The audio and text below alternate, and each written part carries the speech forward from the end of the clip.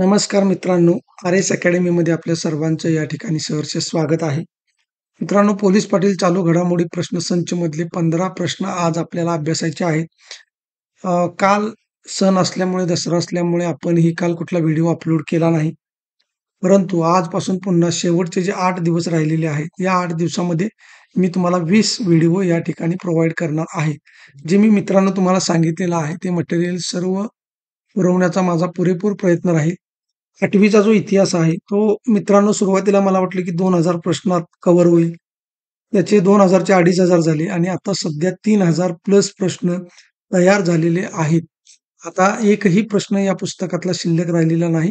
आज तुम्हाला कुठल्याही परिस्थितीमध्ये हे 3000 प्रश्नांचा संच जो आहे, तो तुम्हाला मिळून जाईल. मित्रांनो, या शेवटच्या 8 दिवसांमध्ये जर तुम्ही टेस्ट सीरीज परचेस केली, तर तुमचा चांगल्या पद्धतीने अभ्यास होऊन तुम्ही 60 प्लस मार्क या ठिकाणी घेऊ शकता. फक्त एकच गोष्ट तुम्हाला करावी लागेल, की इथून पाठीमागे तुम्हाला 4 तास अभ्यास करावा लागत होता.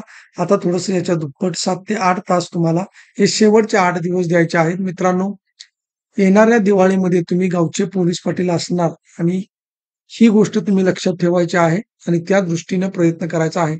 शेवटचे 8 दिवस हे अतिशय महत्त्वाचे आहेत. तुमचे कष्ट मित्रांनो कुठेही वाया जाणार नाही. जेवढं तुम्ही कष्ट करणार, यश तुमच्या नक्की पदरामध्ये पडणार आहे. त्यामुळे कुणीही गाफील न राहता चांगल्या पद्धतीने जे दिलेले प्रश्न आहेत, जवळ-जवळ 21 पी-डी-एफ तुम्हाला प्रोव्हाईड केलेले आहेत आणि 16च्या आसपास जे व्हिडिओ आहेत, ते व्हिडिओ बघा मित्रांनो. 100% मी अजूनही तुम्हाला सांगतो, की 100% ज्यावेळेस पेपर होईल, त्यावेळेला आपल्या व्हिडिओमधून, आपल्या टेस्ट सीरीजमधून अनेक प्रश्न आलेले असतील.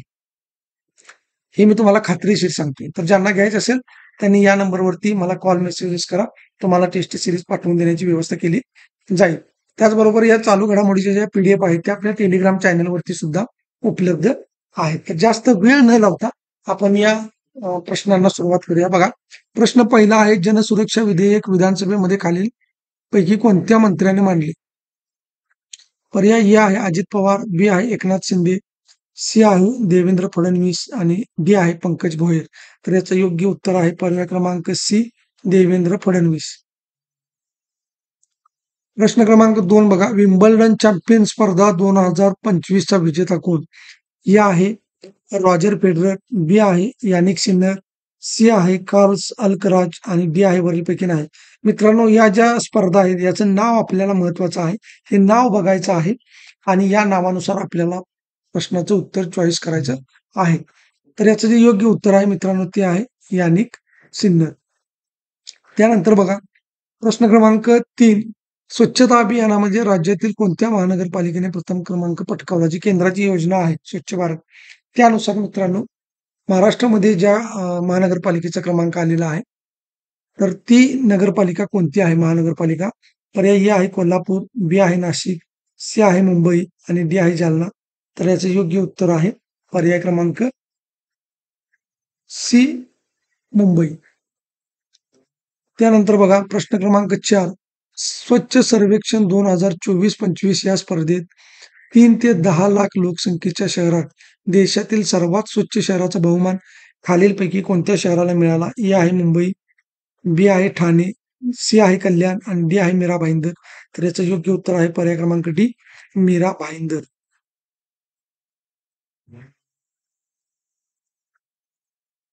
त्यानंतर बघा, इथे मित्रांनो नुकतेच पाहिजे होतं, नुकतेच निधन झालेले आणि दिशोम गुरु, हे महत्वाचं आहे. दिशोम गुरु खालीलपैकी कोणाला दिशोम गुरु म्हणून ओळखले जात होते, असा तुम्हाला प्रश्न येऊ शकतो. त्यामुळे हे अतिशय महत्वाचं आहे. नुकतेच निधन झालेले आणि दिशोम गुरु म्हणून ओळखले जाणारे शिबू सोरेन खालीलपैकी कोणत्या राज्याचे मुख्यमंत्री होते? ए आहे झारखंड, बी आहे कर्नाटक, सी आहे गुजरात, डी आहे केरळ. तर याचं योग्य उत्तर आहे पर्याय क्रमांक ए, झारखंड. त्यानंतर बघा, प्रश्न क्रमांक 6, नुकतेच निधन पावलेले सत्यपाल मलिक खालीलपैकी कोणत्या राज्याचे राज्यपाल होते? ए आहे महाराष्ट्र, बी आहे जम्मू काश्मीर, सी आहे गोवा, डी आहे तामिळनाडू. तर याचं योग्य उत्तर आहे पर्याय क्रमांक बी, जम्मू काश्मीर. प्रश्न क्रमांक 7 बघा, सुदानमधील गृहयुद्धात अडकलेल्या भारतीयांना परत आणण्यासाठी खालीलपैकी कोणते ऑपरेशन राबवण्यात आले? ए आहे ऑपरेशन सिंधू, बी आहे ऑपरेशन इंद्रावती, सी आहे ऑपरेशन कावेरी आणि डी आहे ऑपरेशन अजय. तर याचं योग्य उत्तर आहे पर्याय क्रमांक सी, ऑपरेशन कावेरी. लक्षात ठेवा, सुदानमध्ये बऱ्याच ठिकाणच्या किंवा बऱ्याच देशांमध्ये अडकलेल्या भारतीयांच्यासाठी वेगवेगळे ऑपरेशन राबवण्यात आलेले आहेत. त्यामुळे ऑपरेशन कावेरी हे कोणत्या देशाच्या बाबतीत? तर सुदान. ही गोष्ट महत्वाची आहे. त्यानंतर बघा, चांद्रयान मोहीम 5 आणि त्या मोहिमेचं नाव आहे लुपेक्स.